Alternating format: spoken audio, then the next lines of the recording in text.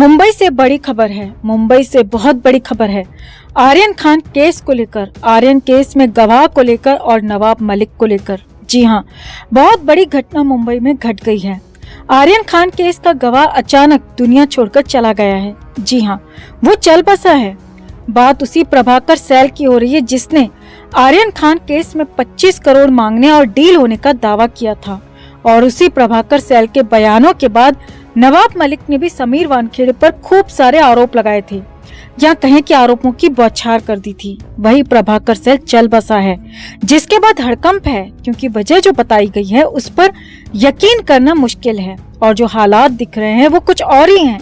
तो क्या है पूरा अपडेट, कैसे हुआ ये सब कुछ, प्रभाकर सैल के साथ क्या हुआ, नवाब मलिक के साथ क्या है कनेक्शन, और अब आगे आर्यन खान केस में क्या होगा, सब कुछ आपको बताते हैं। आप भी वीडियो को लाइक और शेयर कर अपना प्यार और सपोर्ट दिखाएं और कमेंट करके अपनी राय जरूर दें कि प्रभाकर सैल के साथ जो कुछ भी हुआ क्या वो साजिश है या फिर कुछ और। कमेंट जरूर करें। चैनल को सब्सक्राइब कर चैनल के साथ जुड़कर हमारी आवाज बने। तो मुंबई में प्रभाकर सैल का निधन हो गया है, वो चल बसा है और सब कुछ इतनी जल्दी इतने अचानक हुआ कि किसी को पता नहीं चल पाया कि आखिर क्या हुआ। प्रभाकर सैल के वकील तुषार खंडारे ने बताया कि 1 अप्रैल को प्रभाकर चल बसा। मुंबई में चैम्बूर के पास माहौल इलाके में ये घटना हुई, घर पर हुई। वकील के मुताबिक हार्ट अटैक से प्रभाकर की जान चली गई, वो चल बसा।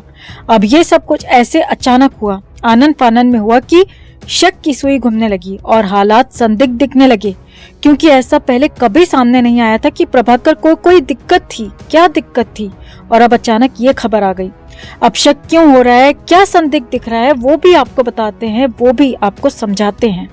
तो आर्यन खान को एनसीबी और उनकी टीम ने मुंबई के पास कोडिला क्रूज से पकड़ा था, गिरफ्तार किया था और आर्यन को एनडीपीएस एक्ट के तहत गिरफ्तार किया गया था। पहले रिमांड पर रखा गया और फिर जेल भी भेजा गया। हालांकि बाद में हाई कोर्ट से आर्यन खान को जमानत मिल गई, लेकिन आर्यन खान केस में हर रोज नए खुलासे हो रहे थे और गिरफ्तारी के कुछ ही दिन बाद प्रभाकर सैल, जो कि आर्यन खान केस में गवाह भी था, उसने सामने आकर बहुत बातें बोल दी। जी हाँ, प्रभाकर सैल, जिसे एनसीबी ने आर्यन खान केस में पंच गवाह बनाया था और प्रभाकर की गवाही के दम पर ही एनसीबी केस को आगे लेकर जाने की कोशिश कर रही थी, प्लान कर रही थी।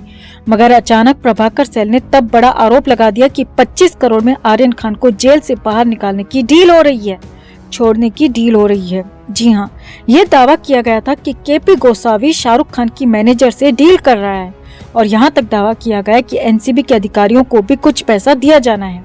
करीब 8 करोड़ दिए जाने की बात यहाँ पर कही गई थी, ऐसा दावा किया गया था और समीर वानखेड़े तक पर बड़े आरोप लगाए गए थे। हालांकि ये आरोप अभी तक साबित नहीं हो पाए हैं। आगे देखिए, प्रभाकर सैल के आरोपों के बाद तो बवाल मच गया था। महाराष्ट्र सरकार में मंत्री नवाब मलिक ने भी समीर वानखेड़े को घेर लिया था और नवाब मलिक ने एक के बाद एक ताबड़तोड़ हमले समीर वानखेड़े पर किए।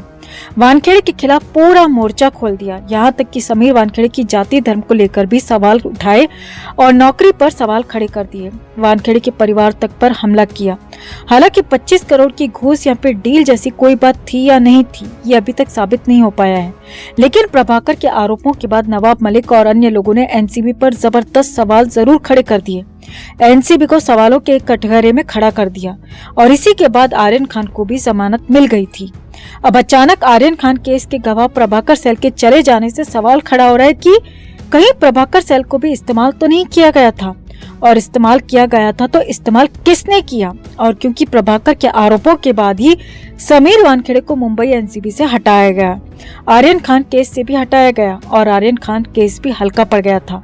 इसीलिए सवाल ये उठ रहा है कि कहीं प्रभाकर सैल से किसी ने 25 करोड़ की बात बोलने के लिए तो नहीं कहा था।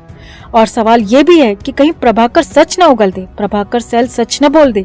इस डर से कहीं प्रभाकर को रास्ते से हटा तो नहीं दिया गया, क्योंकि एनसीबी और कई टीमें अभी इस मामले की जांच कर रही हैं। मुंबई पुलिस ने खुद कहा था कि 25 करोड़ वाले मामले में उन्हें ज्यादा कुछ नहीं मिला है, उस डील या घूस जैसा कुछ उनको मिला नहीं था। और इसीलिए क्या वो प्रभाकर के जरिए कुछ ऐसा करवाने की कोशिश तो नहीं थी कि प्रभाकर कुछ ऐसा बोले और उसके जरिए केस कुछ हल्का पड़ जाए, क्योंकि प्रभाकर ही था जिसने 25 करोड़ की डील का आरोप लगाया था।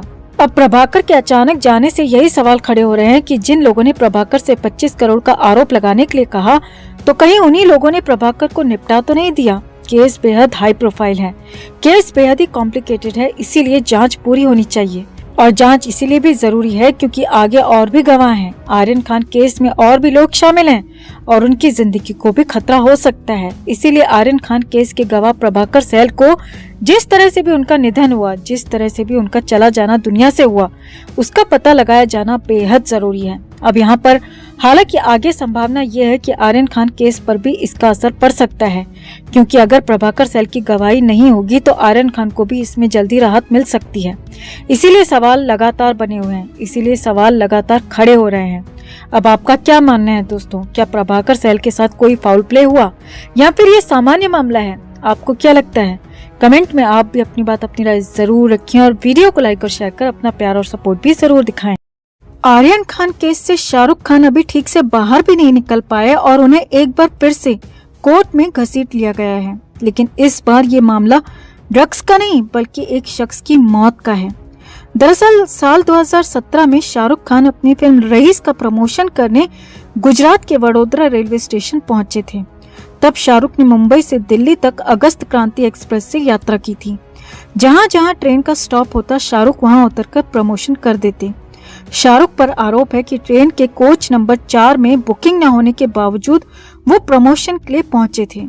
वडोदरा रेलवे स्टेशन के प्लेटफॉर्म नंबर 6 पर जब ट्रेन रुकी तो वहां भारी भीड़ इकट्ठा हो गई। प्रमोशन के दौरान शाहरुख ने लोगों के बीच टी शर्ट और बॉल फेंकी, जिसकी वजह से वहां भगदड़ मच गई। पुलिस को लाठीचार्ज करना पड़ा। भीड़ इतनी थी कि 2 पुलिस वाले बेहोश हो गए और इसी दौरान भीड़ में अपने बच्चों और बीवी के साथ पहुंचे एक शख्स की मौत हो गई। उसी शख्स के परिवार वालों ने वडोदरा की निचली अदालत में शाहरुख के खिलाफ कई शिकायतें की थीं। इस शिकायत को रद्द कराने के लिए शाहरुख ने गुजरात हाईकोर्ट में याचिका भी दायर की। अब इन शिकायतों को रद्द कराने वाली याचिका पर सुनवाई हुई है, जिसमें शाहरुख के वकील ने कहा है कि शाहरुख ने कोई अपराध नहीं किया है। जिस शख्स की मौत हुई वो दिल का मरीज था और उसकी मौत किसी और वजह से हुई है।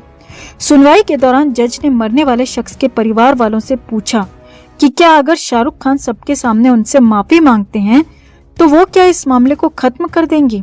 हालांकि अब इस मामले की सुनवाई 14 फरवरी को होगी, लेकिन अब ये मामला और ज्यादा पेचीदा हो गया है, क्योंकि एक तरफ शाहरुख का कहना है कि उन्होंने कोई गलती नहीं की है, वहीं दूसरी तरफ मृतक के परिवार वालों का कहना है कि मौत शाहरुख की वजह से ही हुई है। फिलहाल अब इस केस में क्या होगा वो 24 फरवरी को ही पता चल पाएगा।